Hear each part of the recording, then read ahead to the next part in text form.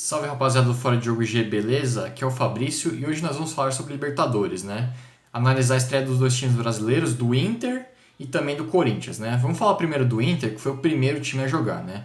O Inter jogou na terça-feira lá no Chile contra a Universidade do Chile e foi um empate em 0 a 0, né? Que não é um resultado bom, mas também não é um resultado desastroso. Deixa as coisas no zero, com uma pequena vantagem para a Laú, que se a Laú fizer um gol, o Inter vai ter que fazer dois, né? O empate com gols classifica a Universidade do Chile, né?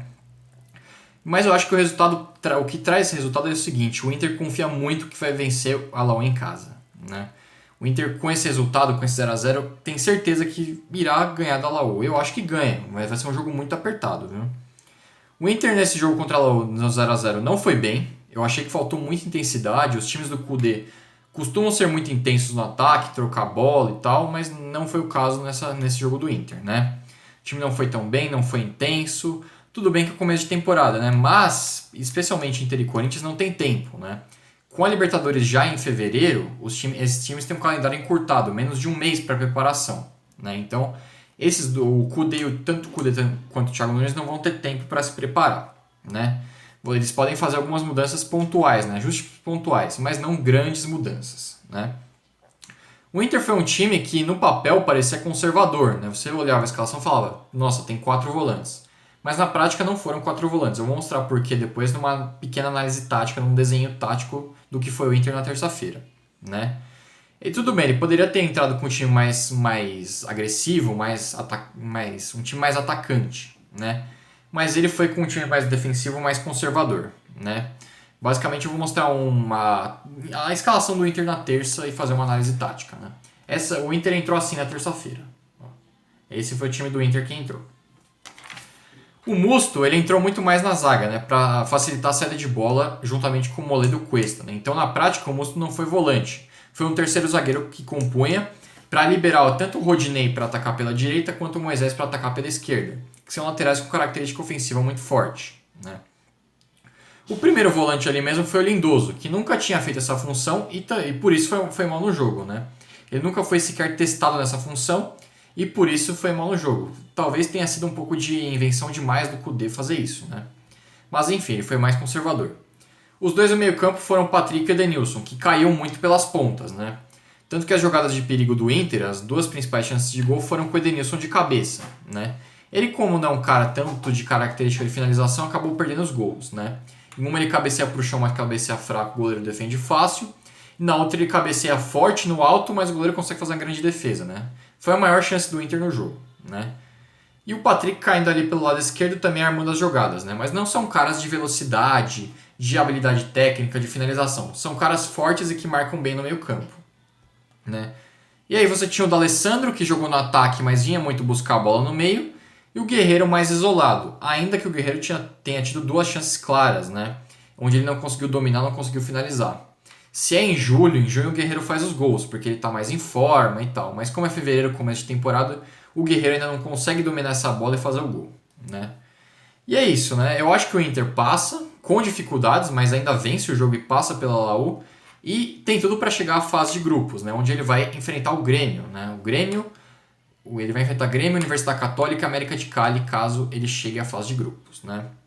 Mas eu acho que o Inter ainda precisa evoluir, precisa ter mais intensidade, o Kudê precisa armar um time mais ofensivo. De repente, ele tira o Lindoso ou tira o Musto e coloca o Marcos Guilherme ou o Thiago Galhardo para armar o jogo e organizar as coisas, né?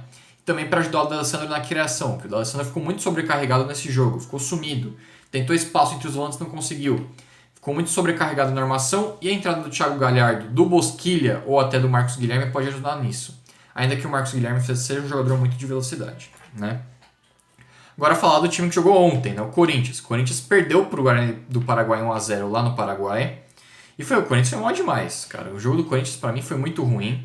Algumas peças foram horríveis, assim. Sid Clay, horroroso. Não acertou nada no jogo. Os principais ataques do Guarani no primeiro tempo foram do lado esquerdo da defesa do Corinthians, de lado direito do ataque do Guarani, onde os atacantes de beirada do Guarani do Paraguai exploraram muito as costas do Sid Clay. Claramente talento e tá acima do peso, né? Inclusive na transmissão da Globo, o Kleber Machado falou que o Sid Clay tá dentro do peso, né? Isso é um absurdo, gente. Ele tá gordo, tá fora de forma e tomou nas costas toda hora. E fora que no ataque também errou tudo, né? O Thiago Nunes escalou o Luan no meio para que ele entrasse entre os volantes e tivesse espaço, né? Conseguisse essa infiltração. Mas a gente viu o Luan mal no jogo também. Tentou, tudo que ele errou, tudo que ele tentou, ele errou. Ele bateu 2 faltas no primeiro tempo, as 2 na barreira. E olha que na Florida Cup ele tinha feito um gol de falta. Ou seja, o Luan o que ele tentou no jogo de ontem, ele errou, né? E parecia meio lento, displicente. Tanto que teve uma puxada de contra-ataque no segundo tempo, que ele tinha a possibilidade de avançar muito, correr. Mas ele tentou um passe ali fácil e acabou errando. Parecia muito lento, muito displicente no jogo, né? Os pontas, que são o Janderson e o Everaldo, tentaram, não foi por falta de tentativa, mas não conseguiram também.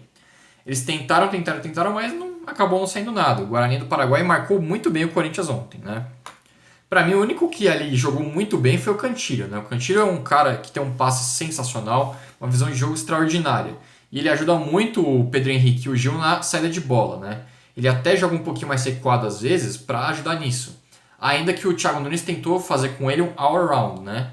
Ele tentou defender, o Cantillo defendeu, ajudou na saída de bola, construiu jogada, enfim. Foi o melhor jogador do Corinthians ontem, sem sombra de dúvidas, né?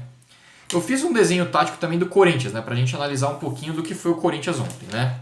O Corinthians jogou assim, ó. Assim foi o time do Corinthians ontem. Vou explicar um pouquinho. O Thiago Nunes decidiu por deixar o Camacho muito mais na marcação e ajudando os 2 zagueiros para soltar o Sid Clay e o Fagner para tentar atacar pelos lados. Mas o Camacho também não foi bem. Tomou amarelo, não foi bem na marcação, enfim. O que se salvou mesmo foi o Cantillo, né? Que fez tudo. Armou, desarmou, ajudou na saída de bola, enfim. Tanto que quando o Cantillo não pegava na bola no campo defensivo, o Corinthians tinha extrema dificuldade para sair jogando. Assim, a saída de bola com Fagner, Sid Clay, Gil, Pedro Henrique e Cássio é tenebrosa. O Corinthians não consegue sair do campo de defesa, né? Então você teve os laterais mal, tanto no ataque quanto na defesa, tanto o Fagner quanto o Sid Clay. Um meio-campo muito lento, apesar do Cantillo ter jogado muito, o meio-campo do Corinthians foi extremamente lento com o Luan e o Camacho, né? O Bozelli, nem dá para culpar o Bozelli não tem culpa, porque ele teve uma oportunidade, que foi uma bola respingada da defesa do Guarani, sobrou para ele e chutou na trave, né? Mas fora isso ele não teve nenhuma grande chance, porque a bola não chegou. O Luan não conseguiu fazer o trabalho dele, que era dar a bola para o Bozelli, não conseguiu. Então o Bozelli ficou muito isolado lá na frente, esperando bola e a bola não chegava. A única que chegou nem foi uma jogada construída, foi um bate-rebate ali que sobrou para ele e chutou na trave, né? E os pontas, o Janderson e o Everaldo tentando e não conseguindo. O Janderson muito mal no jogo de ontem, inclusive, viu? Pra não dizer que não falei das flores, vamos falar dos pontos bons do Corinthians, né? Tem alguns pontos bons, que é o seguinte. Primeiro é o Cantillo, que é um baita volante, foi um baita achado da diretoria do Corinthians. Inclusive foi pedido do Thiago Nunes, né? Pra ajudar essa saída de bola, pra ajudar a defender, atacar, enfim. O Lucas Piton, que é o lateral esquerdo que entrou no lugar do Sid Clay, ele tem que ser titular no jogo de volta aqui em São Paulo. Ele tem que ser. Se o Corinthians quer ganhar o jogo e passar de fase, ele tem que ser titular, porque o Sid Clay não dá. Ele tá muito lento, fora de forma, errou tudo ontem. E num jogo em que o Guarani do Paraguai vai ficar retrancado e vai explorar o contra-ataque, as costas dos laterais vão ser muito exploradas. E o Piton é um cara que deixa muito menos espaço, deixa a zaga muito menos exposta do que o Sid Clay vem deixando, né? E o Madison, que é um menino da base, que entrou muito bem também ontem, né? Teve uma chance de gol, foi um toque para ele, bateu cruzado, o goleiro acabou defendendo, né? Ele entrou bem, fez uma fumaça ali no jogo, pode ser que o elemento surpresa da semana que vem. Mas na frente dele ainda tem o Pedrinho, né? O Pedrinho tá com a seleção olímpica, disputando lá o pré-olímpico, sub-23, e provavelmente vai jogar na quarta-feira que vem, né? O Pedrinho, que é um jogador essencial pro Corinthians, eu acho que ele entraria até na vaga do Janderson ali, né? Jogaria pela direita, mas o Pedrinho também pode jogar ali pelo meio, né? E jogar o Luan caindo pelas pontas, né? Uma coisa que o Corinthians precisa fazer é atacar pelas pontas, porque se atacar pelo meio vai ser que nem o segundo tempo de ontem, onde ele não encontra espaço, é um jogo travado, truncado, né? O Corinthians não vai encontrar espaço pelo meio, vai ter que atacar pelas laterais. A entrada do Piton pelo lado esquerdo e do Luan ou do Pedrinho pelo lado direito pode ser muito importante, né? E acho que o principal trunfo que o Corinthians vai ter para virar o jogo semana que vem é o fator casa, né? O Corinthians nessa temporada, no começo dessa temporada de 2020, tem sido um time em casa, um time muito intenso, que troca passes, é rápido, e massacra os adversários, do que tem sido fora de casa. Um time preguiçoso, lento, que não consegue criar as chances, enfim.